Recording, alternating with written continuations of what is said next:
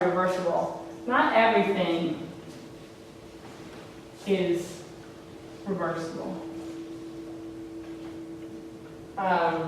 So instead of getting everything looking nice and hunky-dory like that, you know, you could get things that kind of look like this. Okay, that's not quite reversible. Or they could look like, you know, this or something like that. You know, so the black line here is supposed to be reversible. And the green line might be something that's irreversible.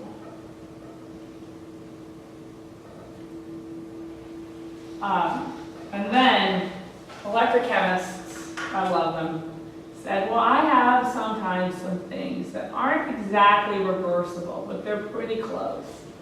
So we're going to call them quasi-reversible. And unfortunately, it's actually easy to deal with reversible, not as bad to deal with irreversible, and hard to deal with quasi-reversible in the middle.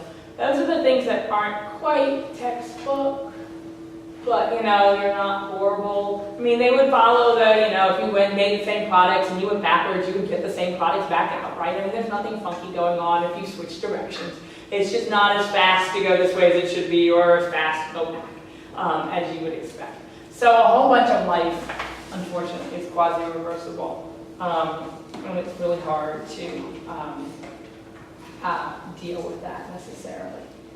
And so there are definitions for these things, which I think we won't.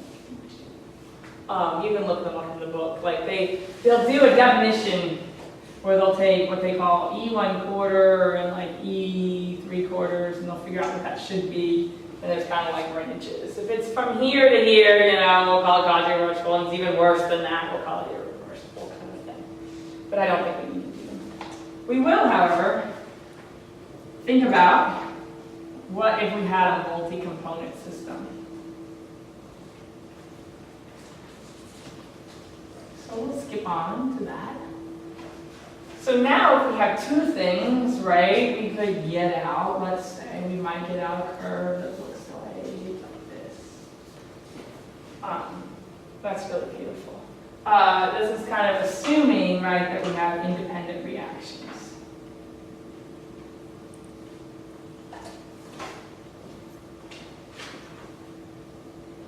Meaning, you know, we'll do this reaction and we'll do, you know, that reaction. So it's not R going on to anything else.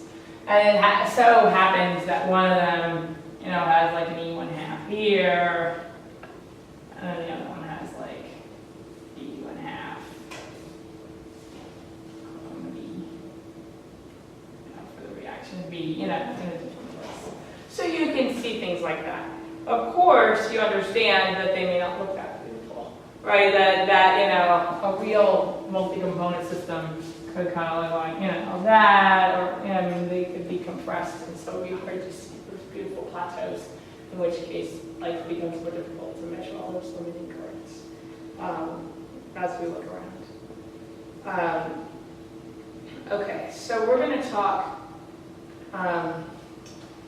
Just for a second, we're going to go back to talking microelectrodes.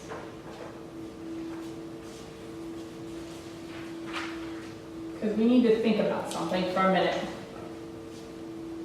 Actually, let me clear away the topic and then I'll do the rest. We're out of order.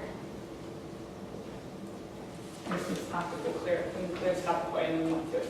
All right, so there is this idea with chronography that you can do something called a collector-generator experiment. And so I want you to have heard of this because I've seen this even in papers in our field recently. So the idea is that you have two little band electrodes, and at one electrode, right, O plus NE goes to R, and at the other electrode, R goes back to O plus NE, right? So, you know, you're doing steps over here, and then you're doing steps down, back over there, right? So you can also do this by just holding them. But the idea is that one, let's say over here we generate R, right? And over here we collect R, meaning we see how much R we made.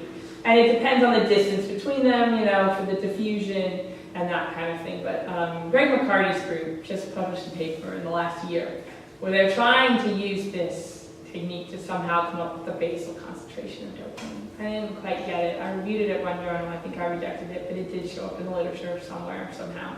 That's why I'm telling you, like, these things are things that people will bring up. Oh, you know, if we just do like a little collect here and generate and then collect. Although we always call it collective generate. Generate first, then collect. You can detect them. And so these are the kinds of things people do with like little microelectrode bands. And again, we don't tend to do a lot of that, but these are ideas I've seen in the literature. Okay, so now that I've cleared that out of the way, we're going to finish up talking about chronoamp and what people do use it for microelectrodes.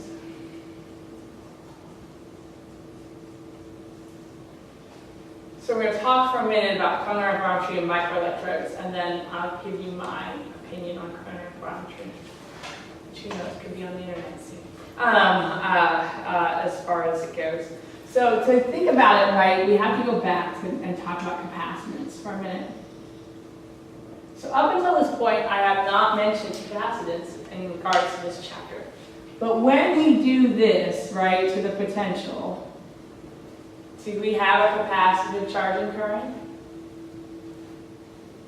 If I go from one potential to another, do I get a capacitive? Oh, yes, I do, right? You know, if I change the potential on my electrode, I get a capacitive charge and current.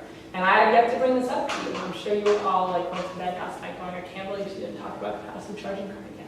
All right, not really. But, you know, like you have to remember, right, that just because we didn't talk about it yet doesn't mean it doesn't exist, right? We talked about all the Faradaic currents and what they should be doing, and it was all really lovely, right? And we forgot to talk about capacitance and the fact that we're going to see capacitance because we just did a potential step. All right, so let's think about the capacitance of a disc electrode. Tends to be whatever the area is, this is kind of a stupid equation, times rate, whatever the capacitance is per unit area. Again, I told you a lot of times we'll do capacitance. Oh, this is kind of total capacitance. We'll do capacitance per unit area. And so for a microelectrode, our total capacitance is somewhere usually in the picofarad region, so maybe in the 0.3 to 1 picofarad, whereas in a regular electrode, it's somewhere in the microfarad. So this is like your standard classic carbon electrode that's like 2 centimeters or something like that. That would have like a capacitance in the microfarad. So right, we're 6 orders of magnitude smaller. 6 orders of magnitude smaller with our microelectrode. So what does that mean? The thing we talked about is when we talk about background charge and current. But again, I'm hoping you see, one of the nice things about doing this all in a week is that it's like, oh yes, we talked about that just a day or so ago. You know, hopefully we haven't forgotten everything. Is that it really all depends, right? We talked about how the time all dependent on, right, the resistance insulation, the capacitance of the electrode. So if we have a much smaller capacitance, obviously the charging current will dissipate faster. So when you're doing chronoamperometry, again, if you want to go fast, then you need a smaller electrode. So a smaller electrode really facilitates a fast time scale. Because practically, and this is where again I add because I feel it falls short, this is what people do. Oh, reminds me, so if I were to write a capacitive current, this is math. We've got to have some of these over there. That's good math. I know we do.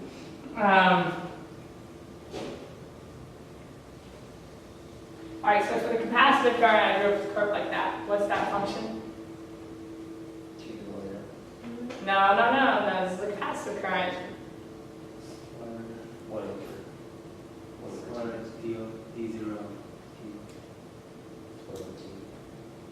What kind of decay is that? It's not t to the minus 1/2. What's the other kind of decay? It's an exponential decay. So capacitive currents are exponential decays. All right, so this is why I knew we would all be confused, because I banged into t1/2 yesterday. So this is an exponential decay, and I'm sorry I can't draw this better for you. What is your diffusion current? All right, you all just told me, but what is it? T to the minus 1/2, right? Turns out, I mean, I don't think most people have a picture of this. I wish I could like go do it in graphing software so you could see it. Which falls off faster? E to the minus x, e to the minus, x1, e to the minus t, or t to the minus 1/2? What? E to the minus t. So it turns out if you're going to write them up here, they would look something like this. So your diffusion current is going to fall off slower than the capacitive current. This is vitally important. If this didn't happen, chronoamp would probably be a failure. Because if they fell off at the same rate, then you could never wait out the charging current, right?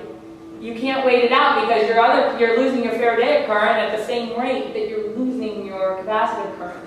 So it turns out that your capacitive current in e to the minus x, e to the minus t or whatever, is going to fall off faster than t to the minus 1/2. And so you can wait out. You can kind of come up with like a magic time where you've gotten most of the charging current to dissipate, and yet you still have some current. So here's what people actually do. As far, I'll call this real chronoamp. So here's what they actually do. They do a potential step. We're just going to look at I over time. Right? They do their potential step, their current goes up. It comes back down, and it kind of sort of reaches a plateau. And then eventually, they'll do the reverse step, and it'll come back down, and they'll reach some sort of, it's not really a plateau. It's still distinguishing. And so this, right, is a mixture of both charging and Faradaic.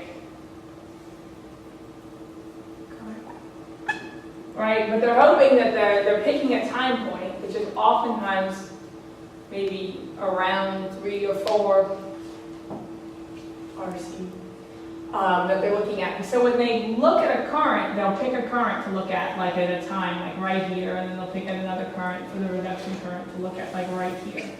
So the problem is they lose most of their Faradaic current too. Right, I told you this nice mathematical thing that happens here, we still have more current. Yeah, but you still lose most of it. Like, most of the Faradaic current, you don't see it because it's mixed with capacitive current, you can't deal with that. So when they look at current out here, right, it's just a remnant kind of the current that it used to be, but they can't tell it apart out here. So what they do is they look at the current out here, and again, they take some sort of time, and they reverse it, and they look at it, and they take some sort of time. And what they actually get out, then, is a ratio of cathodic to anodic potential. And so what they're looking at is this should be constant for a given analyte. So let's say our analyte is dopamine. This ratio then for dopamine, or IC over IA. Generally, the papers say it should be somewhere around 0.8. And so that ratio is what they use to identify what they're looking at. So I was reading a paper the other day, even I was reading this paper. It's a paper where they're using chronoamperometry to detect octopamine in the fly brain.